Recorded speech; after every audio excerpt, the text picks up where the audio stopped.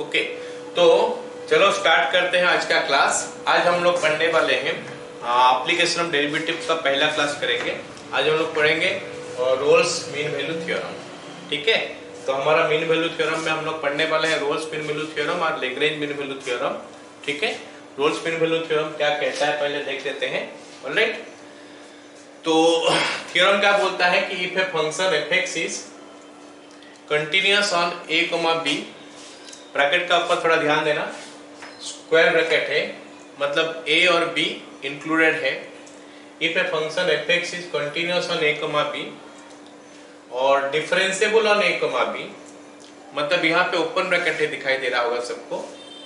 a और b है included नहीं है, a और b छोड़ के उसके बाद बाकी जितने सारे जगह है वहां पे वो डिसकंटिन्यूअस सॉरी डिफरेंशिएबल है। और f of a is equal to f of b, x के जगह में a पुट करेंगे और s के जगह में b पुट करेंगे।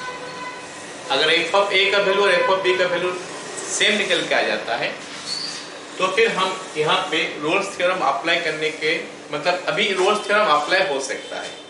दीज आर द कंडीशंस, ये कंडीशंस अगर सेटिस्फाई कर जाएगा तो फिर हम रोल्स थ्योरम को अप्लाई कर सकते हैं। क्या बोलता है रोल्स थ्योरम? बोलता है कि there exist at least one value of c। c बोलने से c लिख सकते हैं हम, x भी लिख सकते हैं, कोई दिक्कत नहीं है, p भी लिख सकते हैं, k भी लिख सकते हैं। एक वैल्यू आएगा a और b के अंदर। a और b कहाँ? ये दोनों में से जो है, ये दोनों में से एक वैल्यू है, मतलब ये दोनों वैल्यू है। a और b के अंदर एक वैल्यू आएगा c, एक आ सकता है एटलीस्ट, एक से ज्यादा आएगा कोई दिक्कत नहीं। For which f dash c is equal to 0। अब बात हो गया क्या, ये जो बोल रहा है कि कंटिन्यूअस, इसका मतलब क्या है थोड़ा समझ लेते हैं ना अभी, उसके बाद हम लोग आगे बढ़ेंगे। f(x) is continuous on a comma b, मतलब a से b तक अगर हम देखेंगे फ्रॉम a पॉइंट से b पॉइंट, हो सकता है a हमको 1 दिया है, b हमको 3 दिया है, मतलब 1 से 3 के अंदर फंक्शन का ग्राफ अगर हम ड्रॉ करेंगे वो ब्रेक नहीं होगा। और हमको पता है कि ग्राफ ब्रेक नहीं होगा अगर 1 से 3 का भीतर में फंक्शन डिफाइन हो जाएगा। तो अगर वो अनडिफाइंड होता है, अनडिफाइंड का सिचुएशन आता है, तो फिर उसमें हम लिमिट पुट करके चेक करते हैं कि वो डिफाइन हो पाएगा कि नहीं।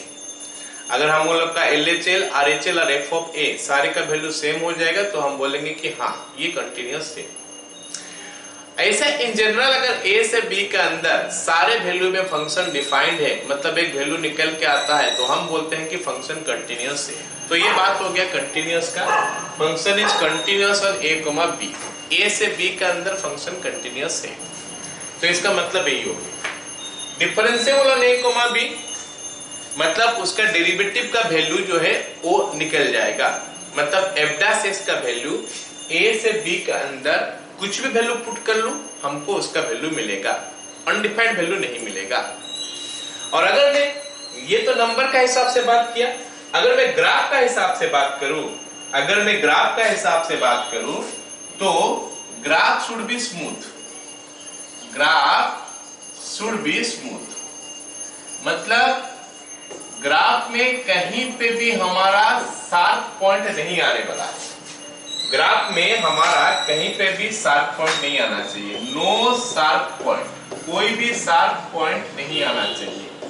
अगर शार्प पॉइंट आ जाएगा तो फिर वो नॉन डिफरेंशिएबल, मतलब डिफरेंशिएबल नहीं होगा।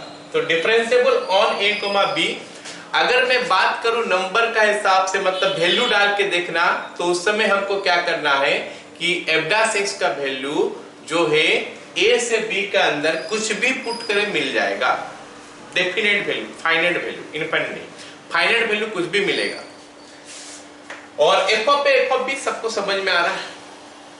तो फाइनली हम अभी ये कंक्लूड कर लिए कि if a function is continuous on a comma b, इसका मतलब हो गया कि a से b के अंदर उसका ग्राफ पूरा कंटिन्यू रहेगा, कहीं पे ब्रेक नहीं होने वाला है। ये हम ग्राफ का हिसाब से समझे तो, अगर हम ऐसे वैल्यू का हिसाब से समझे तो a से b के अंदर में हम कुछ भी डाल सकते हैं, उसका वैल्यू मिलेगा। तो फिर ये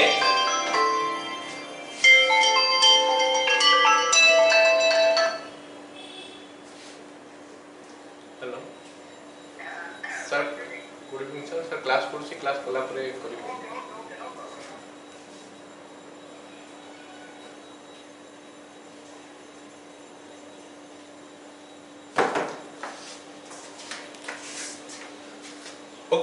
तो एक बार स्टार्टिंग से करते हैं। तो क्या बोल रहा था मैं, कंटिन्यूअस का मतलब क्या हो गया, अगर मैं वैल्यू का हिसाब से समझूं तो ए से बी के अंदर में हर जगह में उसका वैल्यू मिलेगा तो हम बोलेंगे कंटिन्यूअस है। ग्राफ का हिसाब से समझूं तो ए का बी के अंदर में ग्राफ ब्रेक नहीं होगा तो कंटिन्यूअस है। तो ये हो गया बात। डिफरेंशिएबल होने को भी मतलब अगर हम वैल्यू का हिसाब से समझे तो फिर से वही बात हो गया कि एफ डैश एस का वैल्यू जो है पूरा मिलते जाएगा, ए से बी के अंदर ए और बी इंक्लूड करने का जरूरत नहीं है, तो हमारा डिफरेंशिएबल है। और अगर हम ग्राफ का हिसाब से बात करें तो there should not be any sharp edge, पूरा स्मूथ होना चाहिए graph. F of a f of b ये अगर सेम हो गया तीनों तो फिर हमारा बोल रहा है, क्या नाम है उसका, ग्रोस-पिन-वैल्यू थ्योरम बोलता है कि ए और बी का भीतर में एटलीस्ट एक पॉइंट तो हमको मिलेगा जहां पे कि एफ डैश सी का वैल्यू 0 होगा। चलो एफ डैश एक्स का मतलब थोड़ा याद करते हैं क्या है। एफ डैश एक्स क्या होता है, स्लोप ऑफ द टेंजेंट। तो एफ डैश सी मतलब slope of the tangent at x is equal to c, और f dash c is equal to 0 हो गया मतलब स्लोप ऑफ द टेंजेंट 0 हो गया। अब स्लोप 0 हो गया क्या क्या मतलब होता है, स्लोप 0 हो गया का मतलब होता है कि line parallel to x axis. तो ये बोलता है कि अगर ये तीनों कंडीशन सेटिस्फाई कर जाएगा मतलब एफ डैश सी 0 होगा। चलो जरा पता करते हैं कि हम ज्योमेट्रिकली इसको कैसे देखेंगे, कैसे समझेंगे ज्योमेट्रिकली। मैं काम करता हूं, यहां पे एक पॉइंट लेता हूं, नहीं एक्स एक्सिस और वाई एक्सिस में ड्रॉ कर दिया है ना, और यहां पे हम दो वैल्यू लेते हैं। कौन कौन सा वैल्यू लेंगे, ए और बी। ये हमारा ए हो गया सपोज, ये हमारा बी हो गया, ए और बी दो वैल्यू हो गई। हमको बोला है कि f of a is equal to F of b, तो मान लेते हैं एफ ऑफ ए का वैल्यू ये आया, ये एफ ऑफ ए है, तो एफ ऑफ बी भी ये आएगा, सेम वैल्यू आएगा, सेम हाइट में ही रहेगा। अब अगर मैं ग्राफ ड्रॉ करना चाहूंगा, पहले मैं ये पता कर चुका हूं कि कंटिन्यूअस है मतलब ग्राफ ब्रेक नहीं होने वाला है यहां से लेकर यहां तक। दूसरा हम ये पता कर चुके हैं कि डिफरेंशिएबल है मतलब there will be no sharp edge, है ना। तो क्या होगा, ग्राफ क्या क्या पॉसिबिलिटी हो सकता है, हो सकता है ग्राफ ऐसे जाएगा और नीचे उतरेगा, उतरना तो है ही उसको, नहीं उतरेगा तो फिर एफ ऑफ बी और एफ ऑफ ए कैसे इक्वल होगा। क्या फील कर पा रहे हो क्या, ग्राफ ऊपर जाएगा कहीं ना कहीं तो ये नीचे उतरेगा क्योंकि एफ ऑफ बी का वैल्यू सेम है। और क्या पॉसिबिलिटी हो सकता है, हो सकता है ग्राफ ऐसा हो, है ना, ऐसे नीचे आया है, कहीं ना कहीं तो उसको उठना पड़ेगा ऊपर, नहीं उठेगा तो फिर एफ ऑफ बी और एफ ऑफ ए कैसे इक्वल होगा। हो सकता है ग्राफ हमारा ऐसा हो,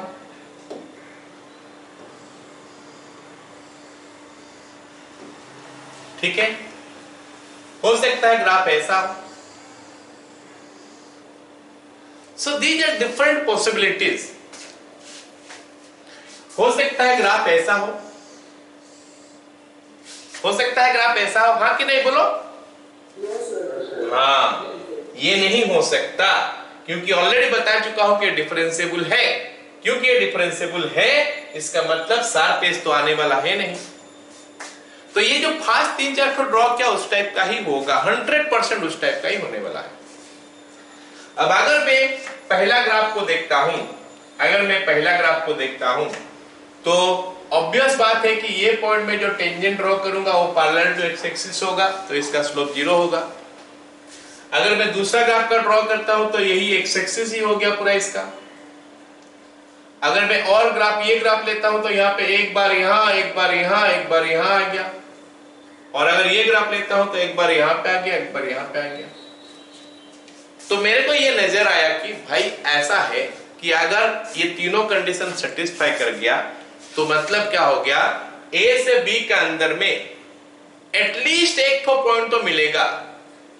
अगर मैं पहला ग्राफ के बारे में बात करूं, अगर मैं पहला ग्राफ के बारे में बात करूं तो ये जो वैल्यू है ये हमारा सी हो गया जहां पे एफ डैश सी 0 हुआ। अगर मैं दूसरा ग्राफ की बात करूं सेम जगह में ऑलमोस्ट आ रहा है या फिर यहां पे आ रहा है, सोचो सी यहां पे आ गया। तो लाइक दैट हमारा एक काम करते हैं ना, इसको मैं मिटा देता हूं, एक ग्राफ और करता हूं। ठीक है, ये ग्राफ हो गया। अगर मैं पहला ग्राफ के बारे में बात करूं तो ये वाला पॉइंट हो गया जहां पे कि टेंजेंट जो है उसका स्लोप 0 है, और दूसरा ग्राफ का बात करूं तो ये वाला पॉइंट हो गया जहां पे कि टेंजेंट 0 है। तो अभी मैं दिखाया कि एक एक को पॉइंट दिखाया, लेकिन हम ये पता भी कर चुके हैं कि एक से ज्यादा पॉइंट भी यहाँ पे हो सकता है। आया समझ में सबको? हाँ या ना, जल्दी से बोलो। तो हम फाइनली ये स्टेटमेंट लिख सकते हैं, ज्योमेट्रिकल मीनिंग में लिख सकते हैं ये चीज, if all the condition for Rolle's theorem is satisfied, if all conditions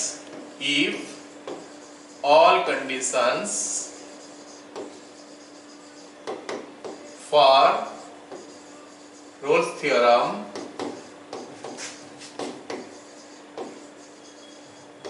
is satisfied by a function,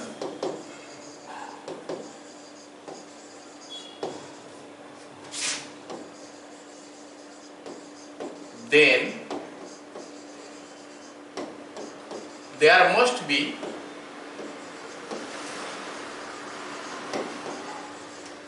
at least one point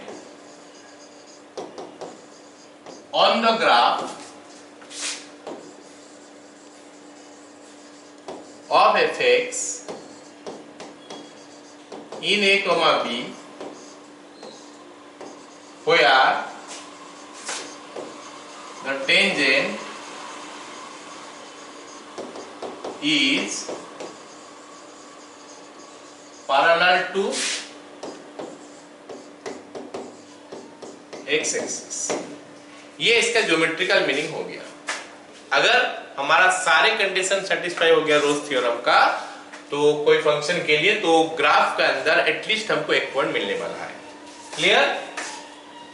चलो अब हम लोग एक काम करते हैं, कुछ पॉइंट में बताता हूं, उसके बाद हम लोग ये करेंगे, ठीक है? अब हम थोड़ा देख लेते हैं कि कौन कौन सा फंक्शन जो है वो कंटिन्यूअस है, कौन कौन सा फंक्शन कंटिन्यूअस कैटेगरी में आता है, ठीक है? कंटिन्यूअस फंक्शंस,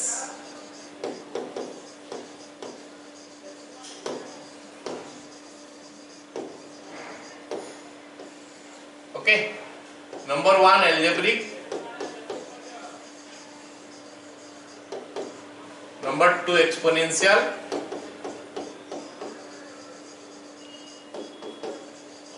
नंबर 3 हमारा logarithm,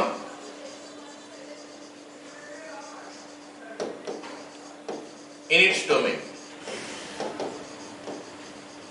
logarithm in its domain, जब हम लोगारिथम लेंगे तो इसका डोमेन के अंदर आएगा। डोमेन में बोलने से क्या होता है, अगर log x आ गया तो x ग्रेटर देन 0 होना चाहिए, log x आ गया तो x ग्रेटर देन 0 होगा। पॉलिनोमियल के लिए कोई जगह अलजेब्रिक लिख लिया क्या मैं? अलजेब्रिक में पॉलिनोमियल था,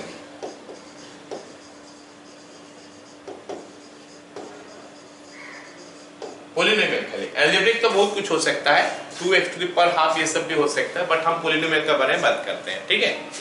एक्सपोनेंशियल हो गया, logarithm in its domain. Number 4 हो गया हमारा क्या, sin x cos x, okay. Number 5 tan x cot x in their domain,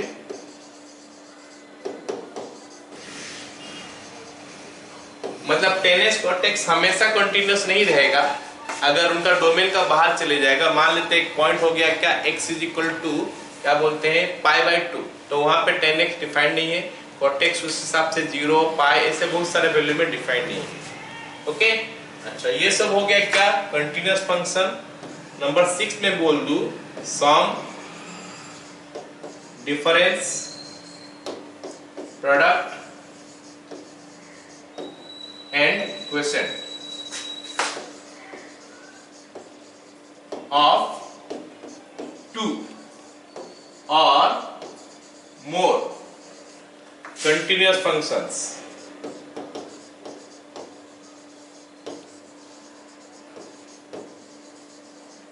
is also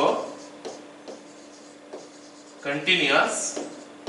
खाली डिवाइड जब होगा तो उस समय क्या होगा, हमारा denominator should not be equal to 0। ये कंडीशन में वो फंक्शन जो है कंटिन्यूअस होता है। ठीक है, तो ये हो गया हमारा कंटिन्यूअस फंक्शन का कुछ एग्जांपल्स हो गया हमारा। ठीक है, क्या पूछ रहा है कोई? कहाँ पे?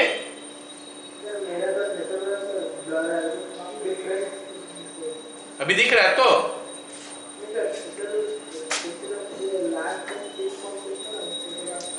लास्ट में सम है, सम डिफरेंस है ना, सम हो गया, डिफरेंस हो गया, प्रोडक्ट हो गया, क्वोशिएंट हो गया। ठीक है, अप टू और more continuous functions is also continuous. मतलब प्लस माइनस इनटू डिवाइड करोगे अगर कंटिन्यूअस फंक्शंस का तो कंटिन्यूअस रहेगा, प्रोवाइडेड हमारा डिनोमिनेटर में 0 नहीं होना चाहिए, बस वही कंडीशन होगा।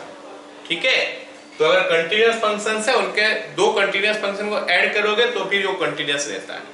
ठीक है, यही हमारा कंडीशन हो गया। चलो अब हम सवाल करते हैं। तो हमारा दिमाग में अभी सेट होके बैठ गया ये सारे चीज। सबसे पहला क्या कि रोल्स थ्योरम बोलता क्या है? पहला फंक्शन कंटिन्यूअस होना चाहिए ए से बी के अंदर, ये पहला कंडीशन। दूसरा कंडीशन ए से बी के अंदर ओपन ब्रैकेट में अभी होगा फंक्शन डिफरेंशिएबल होना चाहिए। और तीसरा कंडीशन हो गया क्या, एफ ऑफ ए और एफ ऑफ बी सेम होना चाहिए। तो अगर ये तीनों कंडीशन सेटिस्फाई कर गया तो रोल्स थ्योरम बोलता है कि एटलीस्ट एक वैल्यू तो आने वाला है ए से बी का अंदर जिसमें कि एफ डैश सी का वैल्यू 0 हो जाएगा। हम सी बोलते हैं, उसको x लिख के करने से भी कोई दिक्कत नहीं है, बस इतना जानना है कि ए से बी का अंदर का एक वैल्यू आना चाहिए। ठीक है, चलो अब क्वेश्चन सवाल करते हैं अभी। ठीक है, पहला सवाल क्या बोला है, discuss the applicability of roles theorem for the following functions. अब हमको बोला है कि ये सारे फंक्शन दिया है, अब देखने के लिए बोला है कि रोल्स थ्योरम इसमें एप्लीकेबल है कि नहीं। इसका मतलब है कि तीन कंडीशन जो होता है रोल्स थ्योरम का, वो तीन कंडीशन से कौन सा कंडीशन या सॉरी तीन कंडीशन जो है उसमें से सारे के सारे सेटिस्फाई हो रहा है कि नहीं देखना है पहले। तो सबसे पहला फंक्शन जो दिया है बिट ए में दिया है, ये क्या है, fx is equal to mod x। और हमको वैल्यू बोला है क्या, ऑन -1, 1। सबको पता है कि अगर -1 से 1 के अंदर हम कोई भी वैल्यू ले लेंगे fx का वैल्यू मिलेगा ही मिलेगा, मॉड उसका मिलेगा ही मिलेगा। मतलब ये कंटिन्यूअस तो है, कंटिन्यूअस ऑन -1, 1। ऐसे भी मॉड फंक्शन हमेशा कंटिन्यूअस रहता है। तो फर्स्ट पॉइंट कोई दिक्कत नहीं हुआ, फर्स्ट पॉइंट में कोई प्रॉब्लम नहीं रहा। अब हम सेकेंड पॉइंट में आ जाते हैं। सेकेंड पॉइंट में डिफरेंशिएबल बोला है। सेकेंड पॉइंट बोलता है डिफरेंशिएबल। सबको पता होना चाहिए कि मॉड फंक्शन डिफरेंशिएबल नहीं होता है, कहां पे, जहां पे fx का वैल्यू 0 हो जाता है।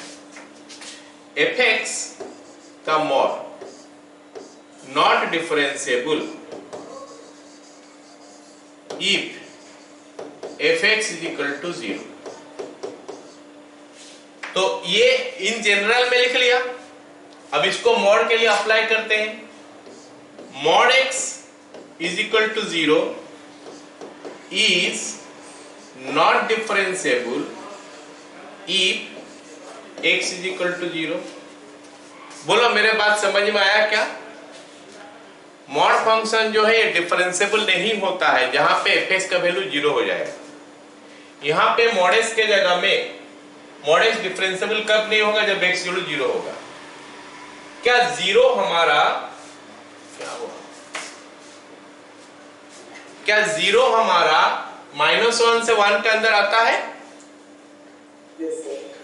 तो हम लिख सकते हैं as fx is not differentiable on -1, 1। यही कंडीशन हमारा चाहिए, -1 से 1 के अंदर। As fx is not differentiable on -1, 1, so हम क्या लिख सकते हैं,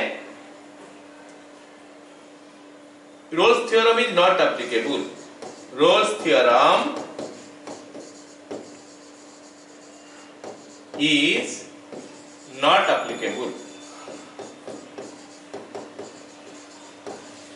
पहला सवाल सबको समझ में आया क्या? हाँ या नहीं, जल्दी से जवाब दो।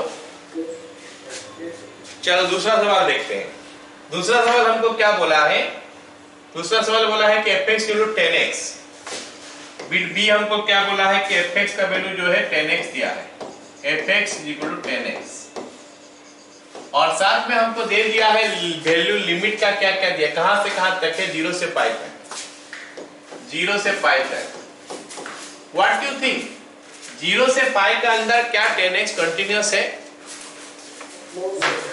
तो लिख लेंगे fx is not defined at x is equal to pi by 2, hence not continuous on 0, pi। So theorem जो है यहां पे एप्लीकेबल नहीं है, थ्योरम इज नॉट एप्लीकेबल। तो ये सब सवाल में थ्योरम एप्लीकेबल नहीं है, ये हमको पता है, लेकिन हम देखते हैं कि कौन कौन सा रीजन के लिए एप्लीकेबल नहीं है। पहला हो गया, दूसरा हो गया, दूसरा क्यों एप्लीकेबल नहीं है पता चल गया, कंटिन्यूअस पहला कंडीशन को ही सेटिस्फाई नहीं कर रहा है। चलो दूसरा हो गया, तीसरा देखते हैं fx equal to sec x। बोला है कि fx का वैल्यू हमको दिया है sec x, fx is equal to sec x और x बिलोंग्स टू दिया है 0, pi। fx is equal to sec x, x belongs to 0, pi। क्या 0 से पाई का अंदर sec x का वैल्यू हमको मिलता है? मिलेगा? नहीं मिलेगा? हाँ या ना? नहीं मिलेगा। मैं बोलूंगा जो सारे को हाँ मान देना। कैसे मिलेगा? sec pi by 2 कितना होता है बताओ? sec pi by 2 कितना? अनडिफाइंड ना, तो नहीं मिल रहा। तो मैं इसे पूछूंगा मिल रहा है कि नहीं? हाँ मान देना। चलो देखना, कोशिश करना, समझना की कोशिश करना कि क्या समझने का कुछ चीज ही नहीं है यहाँ पे। कंटिन्यूअस कब होता है? जब हमारा वहां से वहां तक जो वैल्यू दिया है उसका अंदर में वो डिफाइंड पूरा है। अब sec x तो नहीं मिलता है, sec x का वैल्यू कब मिलता है? pi by 2 में उसका वैल्यू नहीं मिलता है, तो pi by 2 में वैल्यू में नहीं मिला मतलब नॉट डिफाइंड हो गया, मतलब कंटिन्यूअस नहीं रहेगा। सो हम लिख सकते हैं it is not continuous on 0, pi as sec pi by 2 is not defined, so theorem is not applicable, so theorem is not applicable। सबको समझ में आ गया थर्ड बिट? फोर्थ बिट देखते हैं अभी क्या बोला है। fx equal to 3 plus x minus 2, fx is equal to 3 plus x minus 2 to the power 2 by 3 on 1, 3, 1, 3। ठीक है, चलो जरा कोशिश करते हैं कि ये कंटिन्यूअस है कि नहीं पता करने के लिए। अच्छा, कंटिन्यूअस है कि नहीं वो पता करने के लिए हम क्या करने वाले हैं, ये देखने वाले हैं कि ठीक है कंटिन्यूअस है कि नहीं ये पता करने के लिए हम ये देखने वाले हैं कि इसका वैल्यू मिल रहा है कि नहीं 1 से 3 का अंदर। जरा सोच के बताओ, क्या 1 से 3 के अंदर इसका वैल्यू मिल रहा है? ये नेगेटिव भी तो आता है, जब हम 2 से ऊपर वैल्यू डालेंगे नेगेटिव आता है, तो नेगेटिव का पावर 2 by 3 क्या मिलता है? क्या हमको नेगेटिव नंबर का पावर 2 by 3 मिलेगा क्या? हाँ या ना? नेगेटिव नंबर का पावर 2 by 3 मिलेगा कि नहीं मिलेगा? हाँ या ना? क्यों नहीं मिलेगा? क्यों नहीं मिलेगा? अगर मैं -8 का पावर 2/3 कर दूं तो ये -8 का पावर 1/3 इसका स्क्वायर नहीं होगा क्या? नेगेटिव नंबर का पावर 2/3, तो ये तो -2 का स्क्वायर हो गया, तो 4 हो गया इनफैक्ट। मिलता है बाबू? तो हमारा नेगेटिव नंबर का क्या वैल्यू नहीं मिलता है? अगर हमारा नेगेटिव नंबर है और पावर में जो दिया है या फिर रूट्स जो दिया है समथिंग बाय समथिंग में वो इवन है तो नहीं मिलेगा।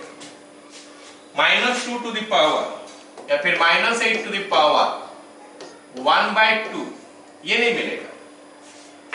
3/2 ये नहीं मिलेगा।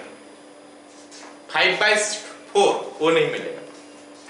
मतलब नेगेटिव नंबर का पावर अगर हमारा इवन होगा, सॉरी, नेगेटिव नंबर का पावर में जो रूट होगा समथिंग बाय समथिंग, वो जो नीचे वाला डिनोमिनेटर वाला पार्ट वो अगर इवन होगा तो फिर उसका वैल्यू नहीं मिलता है, नहीं तो वैल्यू मिल जाएगा।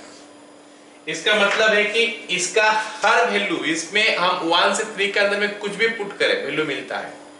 पॉजिटिव होगा तो वैल्यू मिलेगा ही, नेगेटिव होगा तो भी वैल्यू मिलता है। तो हम लिख सकते हैं क्या? S it is defined for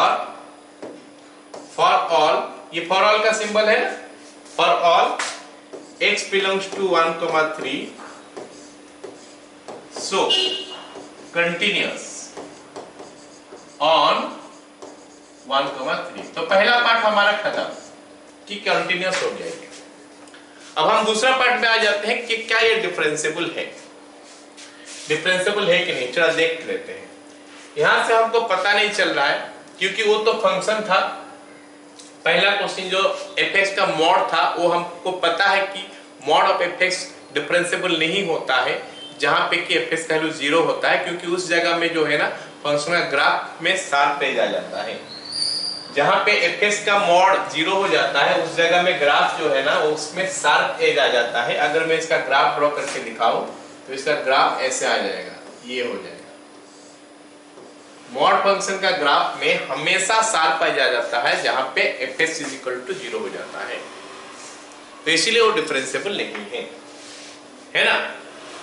अब इसमें ये तो स्टैंडर्ड कोई है नहीं, तो इसके लिए हमको इसका डेरिवेटिव निकाल के देखना पड़ेगा। f' = 3 का डेरिवेटिव 0 हो गया।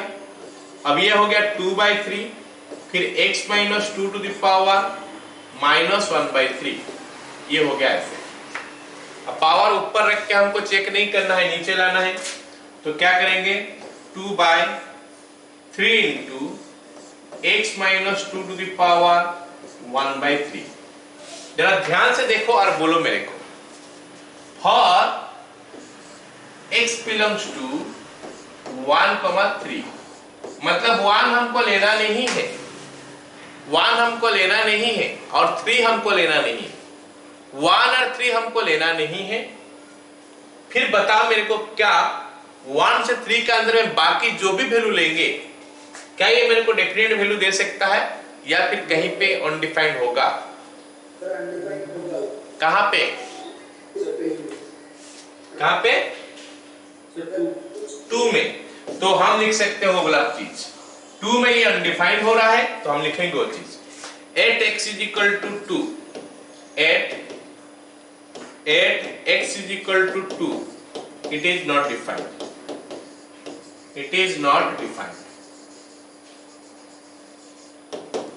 क्योंकि x = 2 में ये डिफाइंड नहीं हुआ, इसका मतलब हो गया क्या? therefore fx is not differentiable on 1,3। तो हमारा रोल्स थ्योरम अप्लाई नहीं हो पाएगा। So Rolle's theorem is not applicable. Rolle's theorem is not applicable। चीजें को कुछ विजुअलाइज कर पाया सब कोई कि हमको रोल्स थ्योरम में क्या करना है? चेक करना है कि क्या क्या चीज है, वो जो पूछ रहा है वो सारी चीज है कि नहीं, कंटिन्यूअस है कि नहीं, डिफरेंशिएबल है कि नहीं, फिर एफ ऑफ पे एफ ऑफ बी है कि नहीं। ये सब में तो डिफरेंशिएबल नहीं हुआ उसका पहले ही कट गया, ठीक है। अब हम नेक्स्ट क्वेश्चन देखते हैं। अब देखते हैं यहाँ पे ये डिफरेंशिएबल है कि सॉरी रोल्स थ्योरम वेरीफाई करने के लिए बोला है यहाँ पे क्वेश्चन में, verify Rolle's theorem for this one. अच्छा, वेरीफाई करने के लिए बोला है, मतलब 100% सेटिस्फाई करेगा ही करेगा। फिर भी हम देख लेते हैं, हम देख लेते हैं कि वो तीनों कंडीशन सेटिस्फाई करता है कि नहीं। जरा देखो यहाँ पे फंक्शन हमको क्या दिया है, हमको यहाँ पे जो फंक्शन दिया है वो क्या दिया है, fx is equal to x cube minus 6x square plus 11x minus 6 ये दिया है। और क्या दिया है, इन 1,3 हमको बोला है कि भाई बताओ 1 से 3 के अंदर रोल्स थ्योरम को वेरीफाई करा के दिखाओ। ये सवाल में रोल्स थ्योरम वेरीफाई करके दिखाओ 1 से 3 का अंदर, ठीक है। चलो देखते हैं कैसे करेंगे। पहला काम हमको क्या करना है, वो 3 कंडीशन सेटिस्फाई कर रहा है कि नहीं देखना है। रोल्स थ्योरम का 3 कंडीशन। पहला कंडीशन क्या है बताओ, फर्स्ट कंडीशन क्या है, कंटीन्यूअस है कि नहीं। तो यहाँ पे पॉलिनोमियल है, बीइंग ए पॉलिनोमियल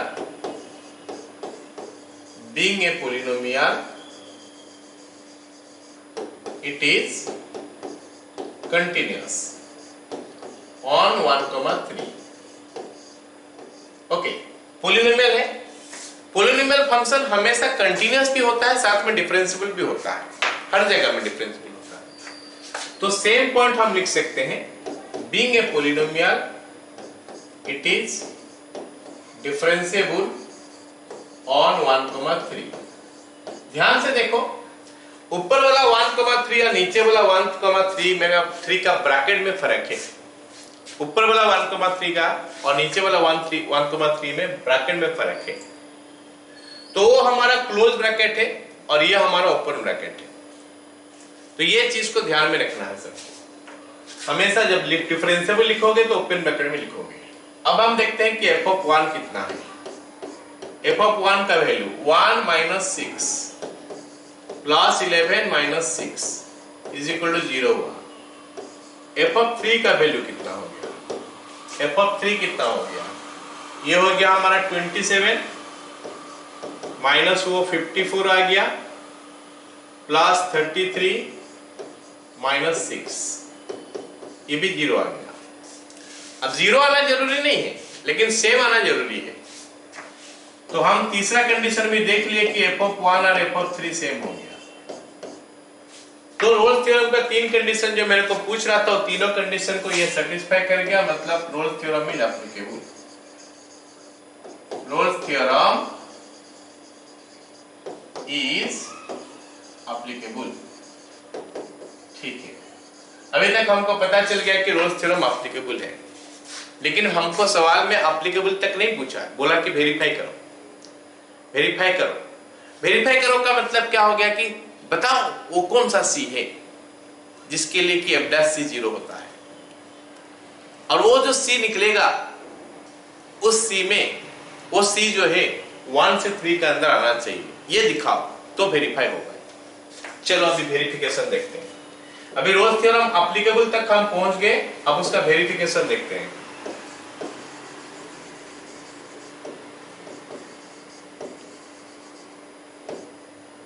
ठीक है, रोल्स थ्योरम अभी हम लोग वेरीफाई करने का कोशिश कर रहे हैं, ठीक है। f' इज इक्वल टू कितना आएगा, 3x square minus 6 minus 12x plus 11 implies f' is equal to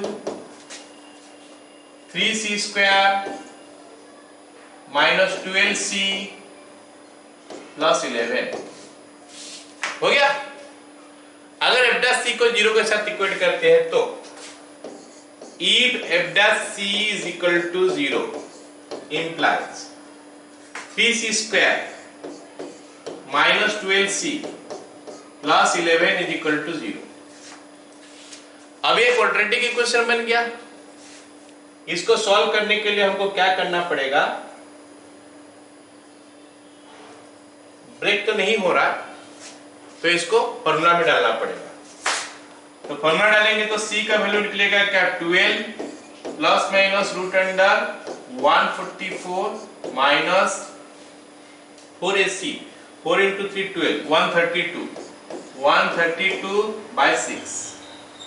तो हमको c का वैल्यू क्या मिला c is equal to 12 plus minus ये 144 माइनस 132 हो जाएगा 12 मतलब 2√3 डिवाइड बाय 6। तो इसको अलग अलग कर दूं तो निकलेगा 2 प्लस कितना 1/√3 एंड 2 माइनस 1/√3।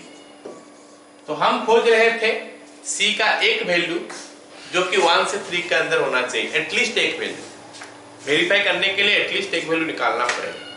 अब हमारे पास दो वैल्यू आ गया। अब हमको ये दिखाना है कि ये दो वैल्यू में से एटलीस्ट एक वैल्यू 1 से 3 के अंदर है। 2 प्लस 1/√3 2 प्लस 1 करोगे तो 3 आएगा। थोड़ा देखने का कोशिश करते हैं इसको, एक मिनट। कौन सा कलर है? हाँ। ये हमारा 2 हो गया, ये 1 हो गया, ये 3 हो गया। तो अगर मैं 2 में 1 ऐड करूंगा, 2 में अगर मैं 1 ऐड करूंगा तो 3 तक पहुंचेगा। अभी तो ये 1 नहीं है, मतलब 3 तक पहुंचेगा नहीं, तो ये 3 का अंदर ही रह जाएगा, कहीं पे यहीं पे रह जाएगा। 2 प्लस 1/√3। ऐसे ही 2 में अगर 1 माइनस करूंगा तो हमारे 1 तक पहुंचेगा। तो अभी 1 तो माइनस नहीं हो रहा, उससे कम नंबर माइनस हो रहा है, तो बीच में कहीं पे रह जाएगा 2 माइनस 1/√3। क्या सभी को ये नजर आया कि दोनों का दोनों वैल्यू 1 से 3 के अंदर रह गया? ये सुन लो। तो हम लिख सकते हैं बिलोंग्स टू 1,3। तो हम लिखेंगे उसके बाद verified. Therefore, the theorem is verified.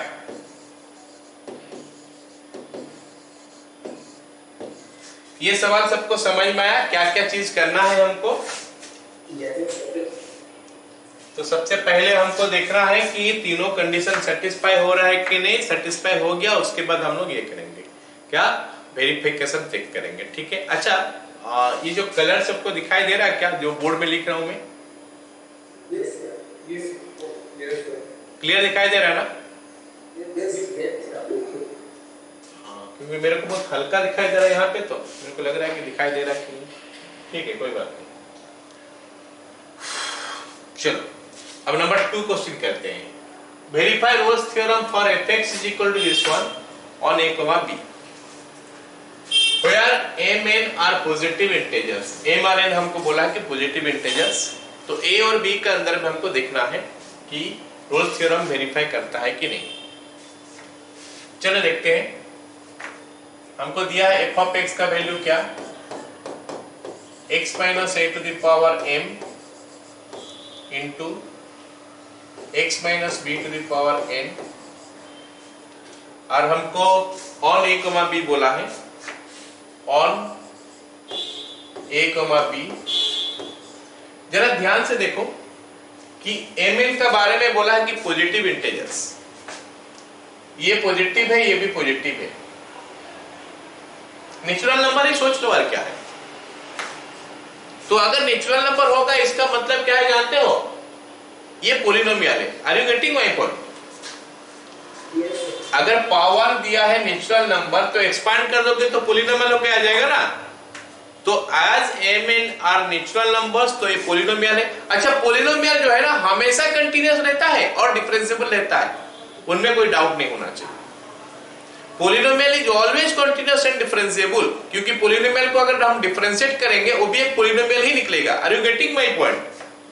Polynomial का डिफरेंशिएशन भी पॉलिनोमियल ही निकलता है। इसीलिए वो, क्योंकि डिफरेंशिएशन पॉलिनोमियल निकला तो वो भी तो डिफाइंड होगा हर जगह में। पॉलिनोमियल इज ऑलवेज डिफाइंड, उसका ऐसे कोई वैल्यू नहीं है जहां पे कोई डिफाइन नहीं होगा। रियल वैल्यू के बारे में हम बात करेंगे तो लिख सकते हैं ये बीइंग ए पॉलिनोमियल। हम लिख सकते हैं वाला statement, being a polynomial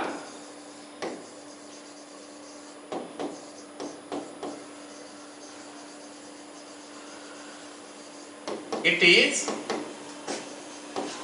continuous on a comma b, close bracket देना है, and differentiable on a comma b. On in जो भी लिखो क्या मतलब है, in a comma b. Continuous हमेशा हम क्लोज ब्रैकेट में रखेंगे, डिफरेंशिएबल ओपन ब्रैकेट में रखेंगे। चलो ये वाला पहला दो कंडीशन और यहां पे हम फुलफिल कर लिए। तीसरा कंडीशन देखते हैं। एफ ऑफ ए निकालते हैं। एफ ऑफ ए का वैल्यू 0 ही निकल रहा है क्योंकि ए माइनस ए 0 हो जाएगा। एफ ऑफ बी का वैल्यू बी डालेंगे तो 0 हो जाएगा। Implies f of a is equal to F of B.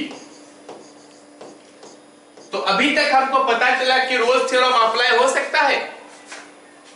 अब तक हमको यह पता चल गया कि रोल्स थ्योरम यहां पे अप्लाई हो सकता है। Therefore theorem is applicable.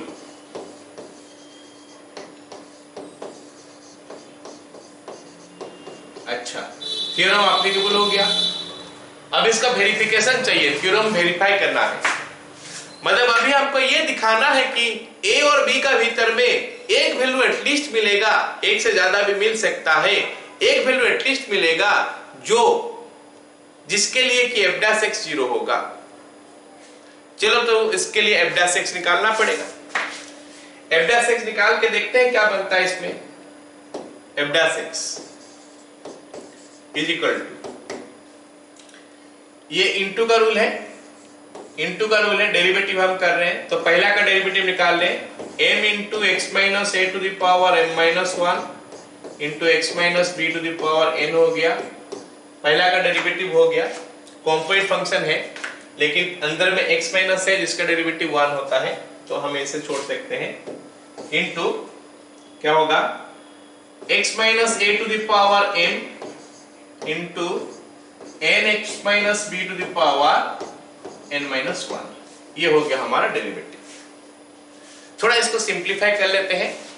ये दोनों में से जो कॉमन जा रहा है कॉमन ले लेंगे। x minus a to the power m minus 1 है और x minus a to the power m है। छोटा वाला हमेशा कॉमन जाता है तो x minus a to the power m common चले गया और ऐसे x minus b to the power n minus 1, x minus a to the power m minus 1 common चले गया। यहाँ पे x minus b to the power n minus 1 common चले गया। चलो उनको कॉमन लेते हैं तो क्या बचेगा देखते हैं। x minus a to the power m minus 1 into x minus b to the power n minus 1, ये कॉमन चले गया तो हमारा पास और क्या बचेगा, ये m बचा है और x माइनस b बचा है।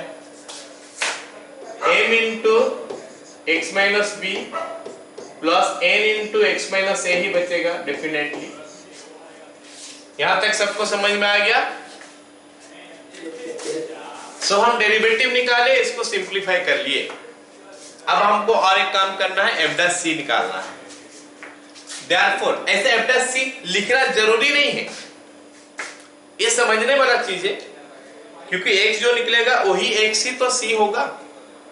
c हम एक तो नाम दे दिए खाली, लेकिन ये x का वैल्यू यहां से जो निकलेगा वो ही हमारा c ही होगा। ठीक है ना। तो f डैश c लिखते हैं, कितना हो रहा है। Therefore f dash c is equal to कितना हो जाएगा, c minus a to the power m minus 1 into c minus b to the power n minus 1 into m into c minus b plus n into c minus a। Okay, ये हमको मिला f dash c का value. If f dash c is equal to 0, अगर f dash c का value 0 करेंगे तो हमको क्या मिलेगा, c minus a to the power m minus 1, c minus b to the power n minus 1 और क्या हो जाएगा, mc minus mb plus nc minus na is equal to 0 हो जाएगा। लेट मी टेल यू हम किस चीज में इंटरेस्टेड है, हम क्या निकालना चाहते हैं इसमें।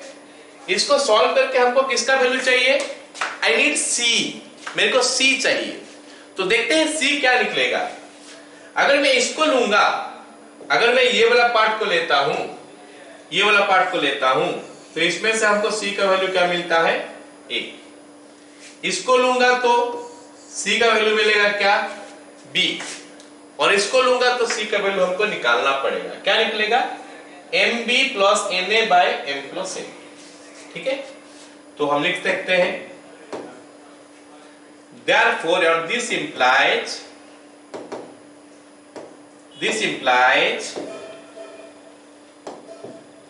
c is equal to a और c is equal to b और c is equal to mb plus na by m plus n। c का 3 वैल्यू मिला, जरा देख लो, सबको देख लो ध्यान से, c का 3 वैल्यू मिला, बट हमको c का वैल्यू चाहिए c belongs to a, b ऐसा चाहिए, क्योंकि रोल्स थ्योरम बोल रहा है कि c का वैल्यू जो है कुछ भी मात्रा से नहीं लेना है, a से b के अंदर लेना है जिसमें a इंक्लूडेड नहीं है और b इंक्लूडेड नहीं है। तो अगर मैं c का वैल्यू ये लूं a, ये तो इंक्लूडेड हो गया है, तो I can not take this value. Although मेरे को ये वैल्यू मिल गया बट हम इसको ले नहीं सकते, हम इस वैल्यू को ले नहीं सकते, ये वैल्यू डिस्कार्ड हो। ये वैल्यू भी हम नहीं ले सकते क्योंकि b वैल्यू भी हम नहीं ले सकते। अब बच गया c का एक और वैल्यू। अब हमको अभी जानना है कि भाई ये वैल्यू a और b के अंदर कैसे आता है, ये वैल्यू a और b के अंदर कैसे आता है। चलो देख लो, ये a और b सबको पता होना चाहिए कि a भी हमारा x एक्सिस का ऊपर का पॉइंट है, b भी हमारा x एक्सिस का ऊपर पॉइंट है। a और b ये x एक्सिस है, इसका ऊपर में 2 पॉइंट है, एक ठो x a है, एक ठो a है, b है। x एक्सिस के ऊपर 2 पॉइंट है a और b, क्योंकि ये x का वैल्यू है। और जब mb plus na by m plus n बोलता हूं तो हम ऐसा सोच सकते हैं कि इसका बीच में एक पॉइंट है जो कि इसको m/n रेशियो में डिवाइड करता है। Are you getting my point? m/n ratio में डिवाइड करता है, तो फिर हमको ये वैल्यू जो c का वैल्यू मिलेगा m into b plus n into a by m plus n। इसका मतलब ये सेक्शन फॉर्मूला में इंटरनल पॉइंट ही है, तो ये बिलोंग्स टू a, b है। ये जो पॉइंट है बिलोंग्स टू a, b है। क्योंकि ये बिलोंग्स टू a, b है तो theorem is verified. All of you got it? सबको समझ में आया? चलो अगला सवाल देखते हैं। अगला सवाल हमको क्या दिया है, बोला है कि verify Rolle's theorem for fx, इसी नहीं है कुछ, for fx is equal to log of this one on a, b where 0 less than a less than b। जरा ध्यान से देखो क्या बोला है, 0 less than a less than b, मतलब a का वैल्यू भी 0 से ज्यादा है और b का वैल्यू भी 0 से ज्यादा है, मतलब a भी पॉजिटिव b भी positive, a and b both are positive. चलो सबसे पहले हम देखते हैं कि ये क्वेश्चन को हम करेंगे कैसे। पहले तो मैं fx लिख लूं, fx is equal to हमको दिया है क्या, log x square plus ab divided by x into a plus b। अब हम सबसे पहले ये बात करते हैं कि भाई ये फंक्शन जो है ये तो लॉगरिथम फंक्शन है, तो ये कंटिन्यूअस है कि नहीं, पहले ये तो पता करें कि कंटिन्यूअस है कि नहीं, क्योंकि 3 कंडीशन तो पहले हमको दिखाना पड़ेगा थ्योरम एप्लीकेबल होने के लिए। उसके बाद दिखाना पड़ेगा कि ये क्या नाम है उसका, वेरीफाई करना पड़ेगा उसके बाद। तो एप्लीकेबल है कि नहीं देखते हैं। ये वैल्यू ग्रेटर देन 0 होना चाहिए कंटिन्यूअस होने के लिए, ये डिफाइन होने के लिए ग्रेटर देन 0 होना चाहिए। और देखो यहां पे ये ऊपर वाला पार्ट x स्क्वायर है, तो x कुछ भी लो ये तो पॉजिटिव होगा, पॉजिटिव प्लस पॉजिटिव, क्योंकि a और b पॉजिटिव है। नीचे a प्लस b ये पॉजिटिव है, x का वैल्यू हम a से b के अंदर कुछ भी ले सकते हैं, तो उस समय ये भी पॉजिटिव है। मतलब ये वाला पार्ट पॉजिटिव है। As x square plus A B by x into A plus b greater than 0, so लिख सकते हैं f x is defined for all x belongs to a comma b, hence continuous on a comma b, hence continuous on a comma b।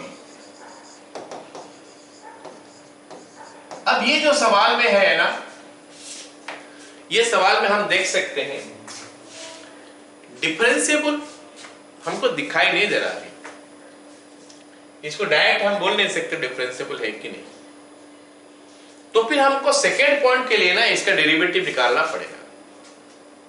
Second point जो है ना उसके लिए इसका derivative निकालना पड़ेगा, निकाल के देखना पड़ेगा कि वहां पे ये डिफाइंड है कि नहीं। चलो सेकेंड पॉइंट निकालते हैं। तो एफ ऑफ एक्स को डेरिवेटिव निकालने के लिए log a minus log b का यूज कर देते हैं। एफ ऑफ एक्स को हम लिख सकते हैं log एक्स स्क्वायर प्लस ए b minus log x into ए प्लस बी। तो फिर एफ डैश एक्स का वैल्यू मिल जाएगा हमको 1 बाय एक्स स्क्वायर प्लस ए बी इंटू एक्स स्क्वायर का डेरिवेटिव 2x हो गया minus 1 by x into A plus b whole into A plus b into x का डेरिवेटिव 1 होता है। मतलब it is something giving you something like this 2x by x square plus A b minus 1 bye x. अरे क्या मैं सही लिखा?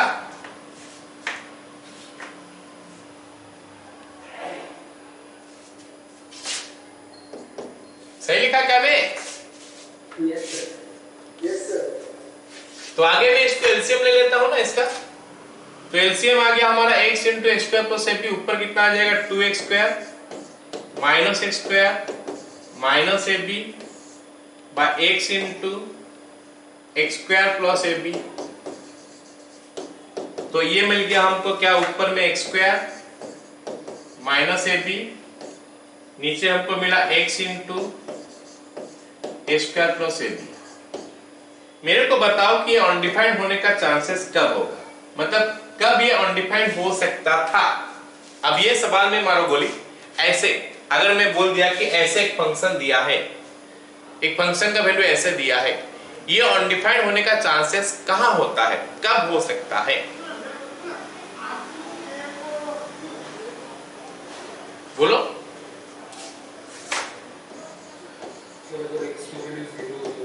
हाँ हाँ हाँ हाँ, मतलब डिनोमिनेटर अगर 0 होता है, ये रेशनल फंक्शन है बाबू, रेशनल फंक्शन हमारा जो है ना वो अनडिफाइंड तब होगा अगर उसका डिनोमिनेटर 0 होगा। मेरे बात समझ रहे हो कि नहीं? रेशनल फंक्शन जो है वो तब अनडिफाइंड होता है जब उसका डिनोमिनेटर 0 होता है या फिर न्यूमरेटर इनफाइनाइट होता है। अब न्यूमरेटर इनफाइनाइट का बारे में तो सोचना बंद करेंगे, हमारा डिनोमिनेटर 0 होता है।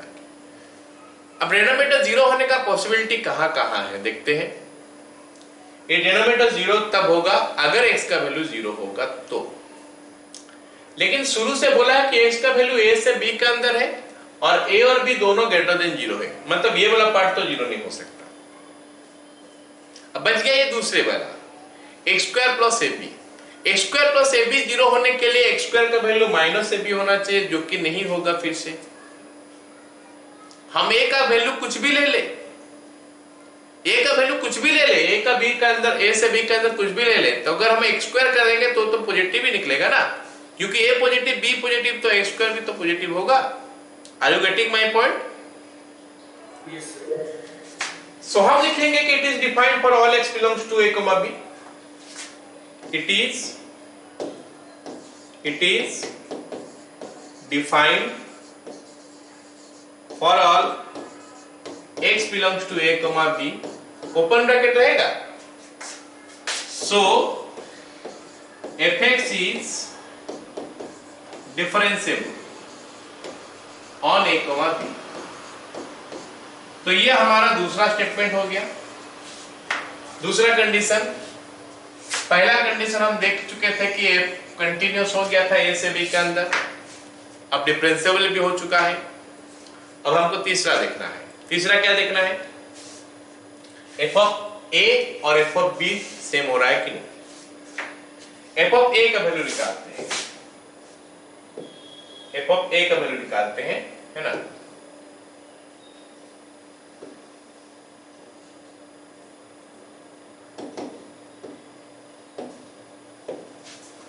f ऑफ a का वैल्यू निकालते हैं। f ऑफ a कितना आएगा? f of a is equal to log x square plus A b बोला है ना, तो a square plus A B by x मतलब a into A plus B, ये आ रहा है। f ऑफ a का वैल्यू s के जगह में a डालेंगे तो मिल जाएगा। अब इसको अगर मैं सिंप्लीफाई करूं तो मिलता है क्या? log a square plus A B ऊपर, नीचे भी हमारा a square plus A B आया, तो इसका वैल्यू आ गया log 1, और log 1 0 होता है। ये अलग बात है, देखो हम जितने सारे क्वेश्चन अभी किए हैं सारे में f ऑफ a और f ऑफ b का वैल्यू सेम आ रहा है, लेकिन ये जरूरी नहीं है एकदम। f ऑफ a और f ऑफ b सेम आएगा जरूरी नहीं, सॉरी 0 आ गया, 0 आना जरूरी नहीं है। f of a f of b same आएगा लेकिन 0 आना जरूरी नहीं है। तो f ऑफ b निकालते हैं अभी। f ऑफ b क्या हो गया? log of b square plus A B divide by b into A plus B, और इसको अगर मैं सिंप्लीफाई करूं आगे तो मिलेगा log b square plus A B divide by A B plus B square, तो ये मिल गया हमको log 1 फिर से, और इसका वैल्यू भी 0 हो गया। Therefore f of a is equal to f of b। तो यहां से हमको पता चल गया कि थ्योरम जो है एप्लीकेबल है। सो थ्योरम इज एप्लीकेबल।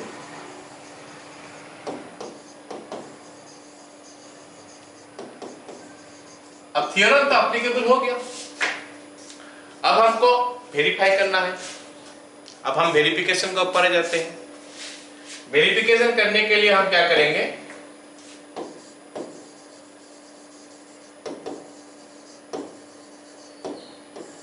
वेरिफिकेशन हम कैसे करेंगे? वेरीफाई हम कैसे करेंगे? f डैश c 0 करेंगे, फिर देखेंगे c का वैल्यू क्या निकल के आता है। f dash c is equal to 0 implies, अब हमारा f डैश x कहां मिला है? ये f डैश x है, देखो x square minus A B by x into x square plus A B, तो c square minus A B by c into C square plus A B is equal to 0। हम कौन सा value निकालने वाले हैं बाबू? हम कौन सा वैल्यू निकालेंगे? c का वैल्यू निकालेंगे। चलो देखते हैं c का वैल्यू क्या निकलता है। implies c square minus A B is equal to 0 implies c square is equal to a b implies c is equal to plus minus root over of a b, मतलब c is equal to root over of a b आ गया और c is equal to minus root over of a b आ गया। और मैं actually जो value खोज रहा हूं ना, वो वैल्यू a से b के अंदर होना चाहिए। मेरा वैल्यू a से b के अंदर होना चाहिए। सवाल आया कि यहां से ये दोनों में से कौन सा वैल्यू a से b के अंदर है? ये तो ऑब्वियसली नहीं है क्योंकि नेगेटिव है, तो ये वैल्यू नहीं है। अब ये वैल्यू a से b के अंदर रहेगा बल्कि हम कैसे बता सकते हैं? ये वैल्यू a से b के अंदर रहेगा बल्कि हम कैसे बता सकते हैं? ध्यान से देखो, ये जो है ना a एंड b का ज्योमेट्रिक मीन है। This value is the geometric mean between A and B, और ज्योमेट्रिक मीन हमेशा वो दोनों नंबर के अंदर आता है। कोई भी दो नंबर का ज्योमेट्रिक मीन निकालेंगे, पॉजिटिव नंबर का बात कर रहा हूं, तो वो जो वैल्यू आता है वो दोनों का बीच में ही आता है। Belongs to A comma B, है ना, सो वेरीफाइड। बताओ रे, सबको समझ में आया क्या? Yes, sir. Yes, sir. चलो अगला सवाल, ये सवाल हम करेंगे। तो यहां से यहां पे हमको c का वैल्यू जो निकालना है ना वेरीफाई करते समय, उसके लिए ट्रिगोनोमेट्री में जाना पड़ेगा। ट्रिगोनोमेट्री इक्वेशन जो सॉल्व किया होगा ना उसको याद करना पड़ेगा, तो जाके क्वेश्चन बनेगा। मतलब ये तक तो हो जाएगा, क्या दिक्कत नहीं है। कहां तक थ्योरम इज अप्लीकेबल। उसके बाद जब हम इसमें वेरीफाई कर लेंगे तो उस समय ट्रिगोनोमेट्री इक्वेशन आएगा। ट्रिगोनोमेट्री इक्वेशन को कैसे सॉल्व करते हैं अगर वो याद है तो ये क्वेश्चन बन जाएगा, नहीं तो थोड़ा प्रॉब्लम होगा। चलो स्टार्ट तो कर लें। पहले इस क्वेश्चन को हम स्टार्ट कर लेते हैं, है ना।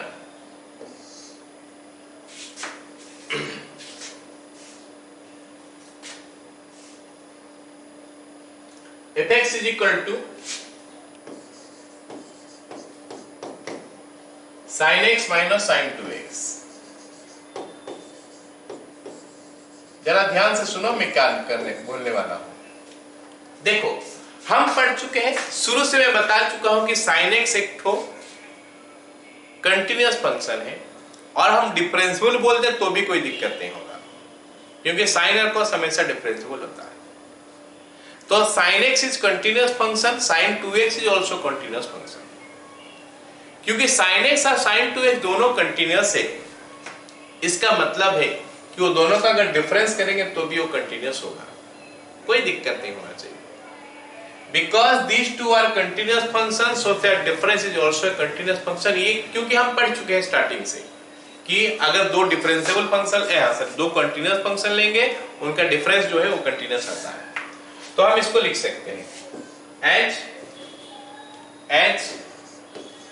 sin x and sin 2x both are continuous, so sin x minus sin 2x is also continuous on जो भी दिया होगा। अभी तो 0 से पाई तक दिया है, अब कुछ भी देगा तो भी कंटिन्यूअस रहता है। तो पहला पार्ट तो हो गया। अब दूसरा पार्ट पे आते हैं, डेरिवेटिव निकाल लेते हैं ना इसका। वो तो बाद में जरूरत पड़ेगा, ऐसे मैं लिख भी सकता हूँ डायरेक्ट, लेकिन बाद में इसकी जरूरत तो पड़ेगा तो डायरेक्ट बना लेते हैं। मैं लिख सकता हूँ क्या, बताओ तो क्या लिख सकता हूँ? ये लिख सकता हूँ कि sin x and sin 2x are continuous and differentiable function। तो एक लाइन में खत्म कर सकता हूं, sin x and sin 2x are continuous and differentiable function, therefore it is continuous। वो हम एक लाइन में खत्म कर सकते हैं, ठीक है। बट यहाँ पे हम डेरिवेटिव निकाल दी क्योंकि इसका जरूरत तो पड़ेगा ही। अब यहाँ पे cos x और cos 2x आ गया, as cos x and cos 2x are continuous नहीं are defined on 0, pi, open bracket हमको चाहिए 0, pi, so f dash x is defined, hence fx is क्या, डिफरेंशिएबल। तो ये हमारा सेकेंड कंडीशन बन गया। ये हमारा फर्स्ट कंडीशन था, ये हमारा सेकेंड कंडीशन बन गया। अब हम तीसरा कंडीशन देखते हैं। f of 0 का वैल्यू लिखते हैं sin 0 माइनस sin 2 0। तो ये 0 हो गया। एफ ऑफ पाई का वैल्यू भी वो 0 हो रहा है, साइन पाई माइनस साइन 2 पाई। साइन पाई भी 0, साइन 2 पाई भी 0, तो आंसर 0 हो गया। तो F of 0 is equal to F of pi, therefore theorem is applicable.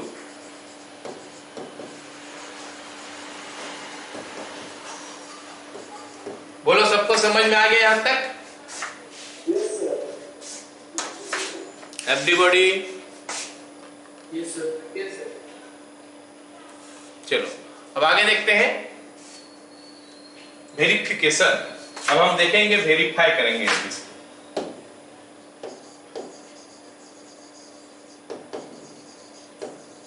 Verification के लिए हमको जरूरत पड़ेगा, क्या चीज की जरूरत पड़ेगा बताओ? ट्रिगोनोमेट्री इक्वेशन कैसे सॉल्व करते हैं वो चीज, क्लास 11 का चीज जरूरत पड़ेगा। If f dash c is equal to 0, if f dash c is equal to 0 implies ये हो जाएगा हमारा cos c minus 2 cos 2c is equal to 0। अभी मैं छोड़ रहा हूं तुम लोग का ऊपर, मेरे को बताओ कि what can I do to find c। हमको c निकालना है, तो हम अभी क्या कर सकते हैं c निकालने के लिए? Sir, you have a minus cos c plus 2 cos 2c. Minus cos c क्यों होगा? Oh, sorry, sir. हाँ अब ठीक है, फिर cos c minus 2 cos 2c हो गया। बताओ फिर मेरे को अब क्या कर सकते हैं? हमको c का वैल्यू निकालना है, जस्ट थिंक क्या कर सकते हैं। ये एक क्लास 11 का ही है, ट्रिगोनोमेट्री इक्वेशन को सॉल्व करने वाला चीज है।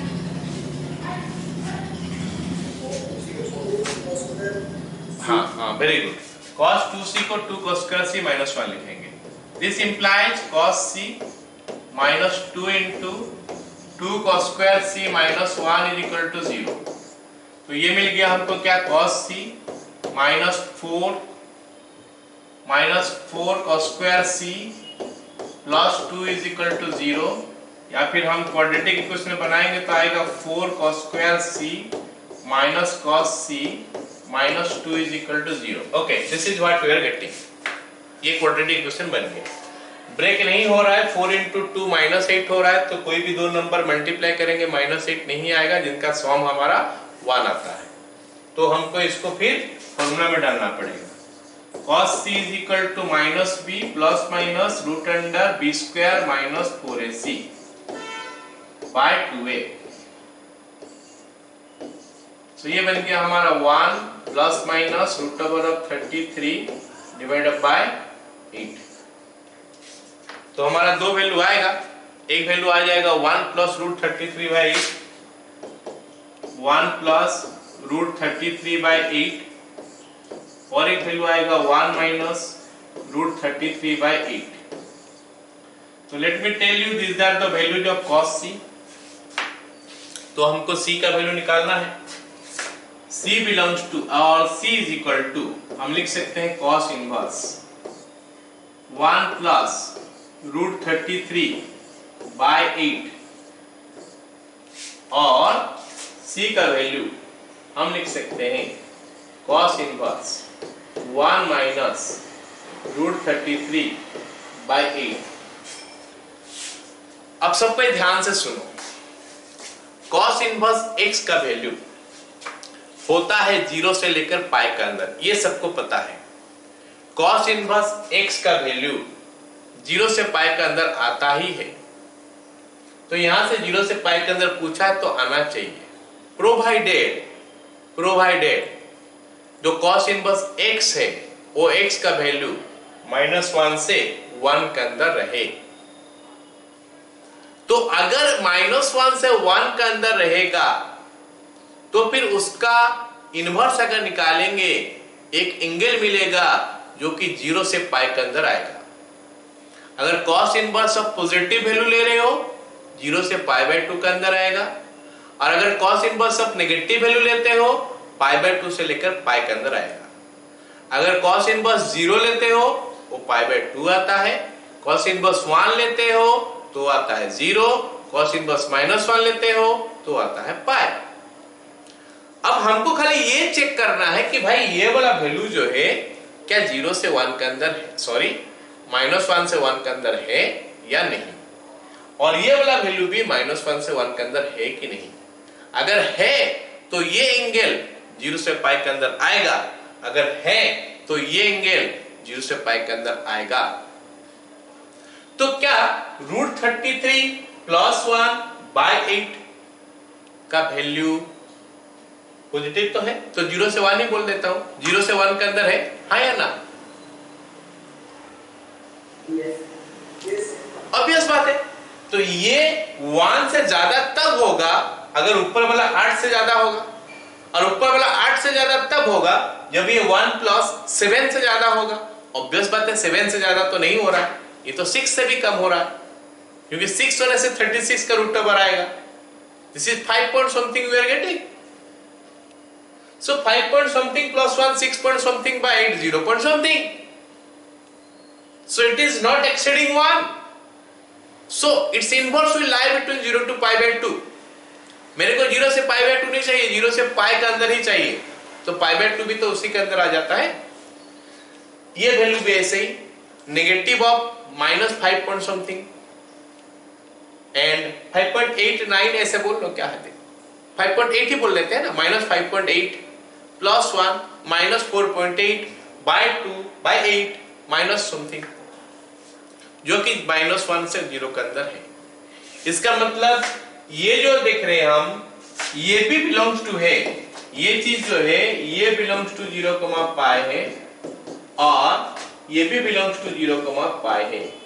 मतलब दोनों सी आया, 2 सी आया यहाँ पे, एक नहीं 2 सी आया, यहाँ पे हमारे पास 2 सी आया। बोलो समझ में आया सबको? तो थ्योरम इज वेरीफाइड। यहां तक लिखने का बाद 0, पाई लिखोगे, 0, पाई लिखोगे, so theorem is verified. Both the c के लिए लिखोगे 0, पाई, ठीक है।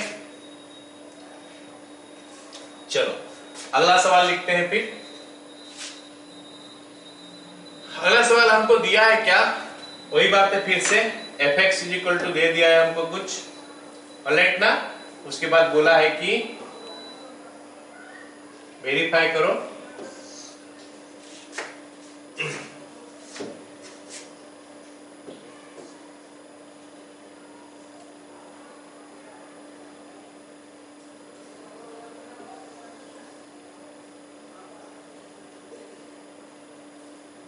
ओके, हमको बोला है कि थ्योरम को वेरीफाई करो, ठीक है।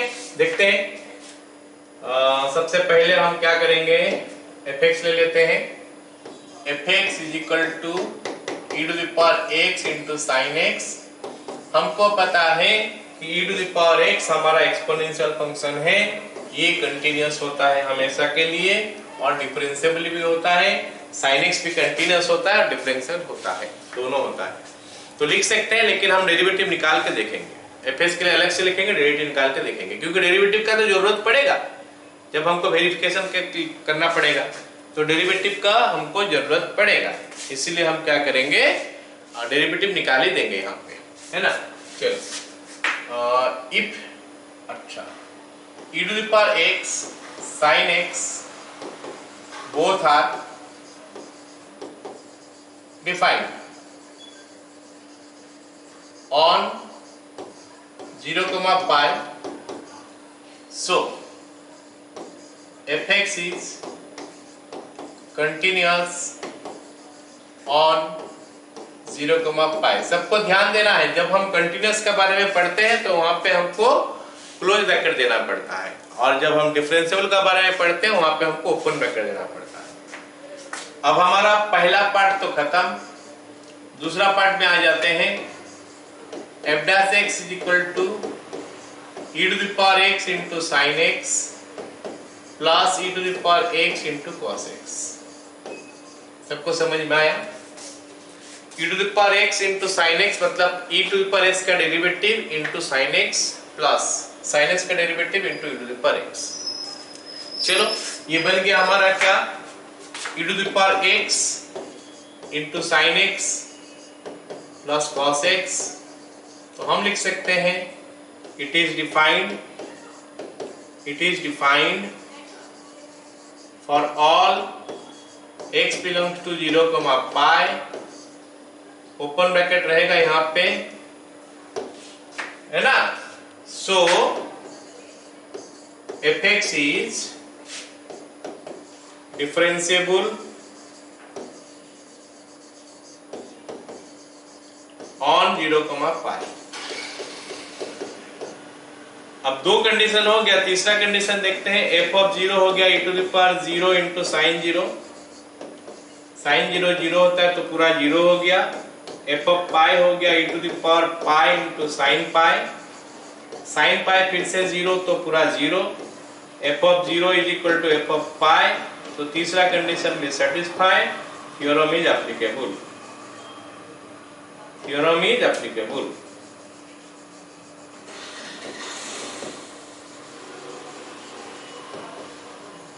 चलो बताओ मेरे को, यहां तक समझ में आ गया सबको?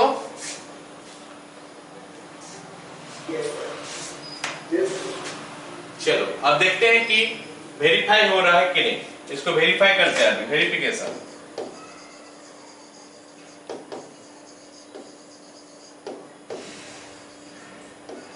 f dash c is equal to 0, f dash c निकालेंगे तो कहां से निकलेगा? यहां से e⁻c into sine c plus cos c is equal to 0, e⁻c not equal to 0। क्यों नहीं होगा 0? क्योंकि एक्सपोनेंशियल फंक्शन 0 कभी होता ही नहीं है। सो एज लिख सकता हूं, so sine c plus cos c is equal to 0। अब इसको सॉल्व करना है। Soman please tell me what to do. Solve करना है इसको, क्या करें? जल्दी जल्दी 1/√2 करेंगे, वो लंबा प्रोसेस हो जाएगा, जल्दी कर सकते हैं हम। Sine c is equal to minus cos c, tan c is equal to -1, c is equal to 3π/4। बोलो समझ में आया क्या? तो देखो वो प्रोसेस भी कर सकते हो, 1/√2 मल्टीप्लाई करके भी कर सकते हो, लेकिन वो थोड़ा लंबा हो जाएगा, ठीक है। तो जब राइट हैंड साइड में 0 होगा, हम किए थे ऐसे क्वेश्चन, देखना sin c plus cos c या फिर sin c minus cos c, उस टाइप का चीजें किए थे। ओके, तो ये हो गया हमारा 3π/4। हमको 0 से पाई के अंदर चाहिए था वैल्यू, तो ये वैल्यू 0 से पाई के अंदर है, 0 to पाई। सो कंटिन्यूअस नहीं, सो वेरीफाइड।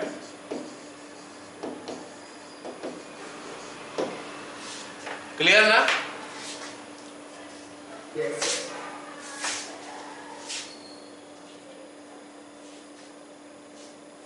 अगला सवाल देखते हैं। एक ही टाइप का सर सवाल हो रहा है, मतलब एक ही टाइप का प्रोसेस में हम कर रहे हैं, तो सबको समझ में आना चाहिए।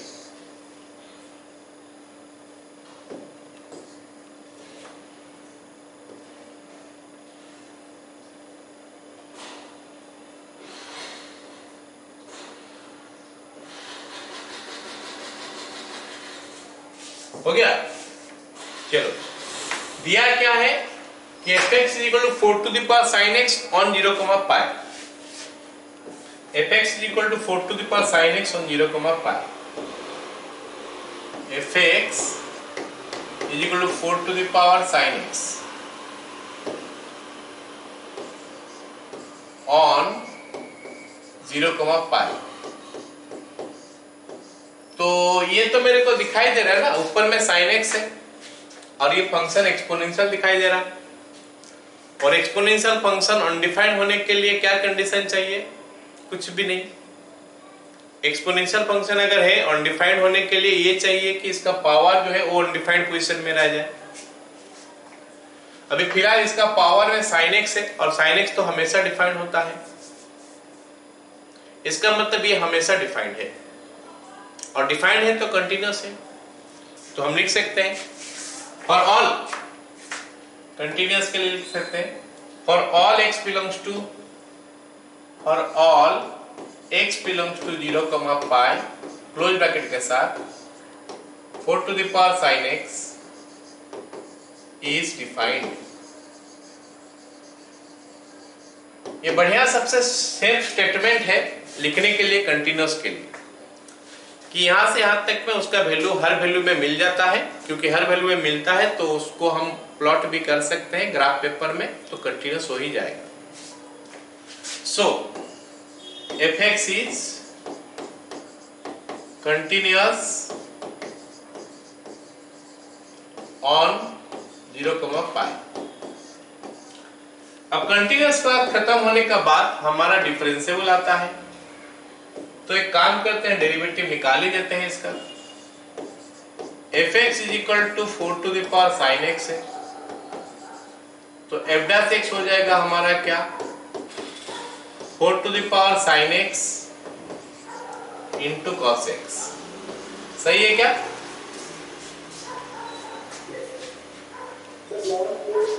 हाँ, इसीलिए मैं ज्यादा छोड़ा था ना यहाँ पे, मेरे पास हमेशा हाँ मत मर देना, log 4 रहेगा। a to the power x का डेरिवेटिव होता है a to the power x log a into यहाँ पे x के जगह में sin x है, sin x का हो गया हमारा cos x, तो f डैश x हो गया इतना। अब ये रहा एक्सपोनेंशियल, डिफाइंड है, ये तो log 4 कांस्टेंट वैल्यू इसका है, डिफाइंड है, cos x भी डिफाइंड है, तो हम लिख सकते हैं for all x belongs to 0,π f dash x is defined, f dash x is defined, क्योंकि f dash x डिफाइंड है, सो क्या होगा, fx is differentiable on 0,5। तो हमारा रोल्स थ्योरम का जो सेकेंड कंडीशन था वो खत्म। अब हम रोल्स थ्योरम का थर्ड कंडीशन का ऊपर आते हैं। थर्ड कंडीशन हमको क्या बोला है, f ऑफ a और f ऑफ b सेम होना चाहिए। यहाँ पे जीरो नहीं हो रहा है, देखो f ऑफ a का वैल्यू और f ऑफ b का value. f of 0 is equal to 4 to the power sin 0। sin 0 होता है हमारा 1 नहीं 0, 4 to the power 0 हो गया 1। f ऑफ पाई हो गया हमारा 4 to the power sin pi, sin पाई का वैल्यू 0 होता है, 4 to the power 0 फिर से 1। So f of 0 is equal to f of pi, तीनों कंडीशन सेटिस्फाई हो गया, तो theorem is applicable, theorem is applicable. चलो, अभी तक हम देख लिए कि थ्योरम एप्लीकेबल हो गया। अब हमको देखना है कि थ्योरम वेरीफाई, थ्योरम को भी वेरीफाई कराना है, देखेंगे। इफ वेरिफिकेशन है ना, ये हो गया हमारा verification.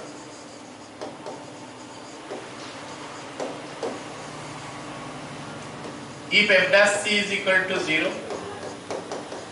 implies 4 to the power sin c log 4 into cos c is equal to 0। अब बात हो गया कि ये एक्सपोनेंशियल 0 नहीं हो सकता, ये log 4 ये 0 नहीं हो सकता, तो cos c 0 हो जाएगा, implies cos c is equal to 0। अगर cos c 0 है तो c का वैल्यू कितना है, cos c 0 है तो c का वैल्यू कितना है, π/2। π/2 जो है आ गया 0 से पाई के अंदर, सो वेरीफाइड।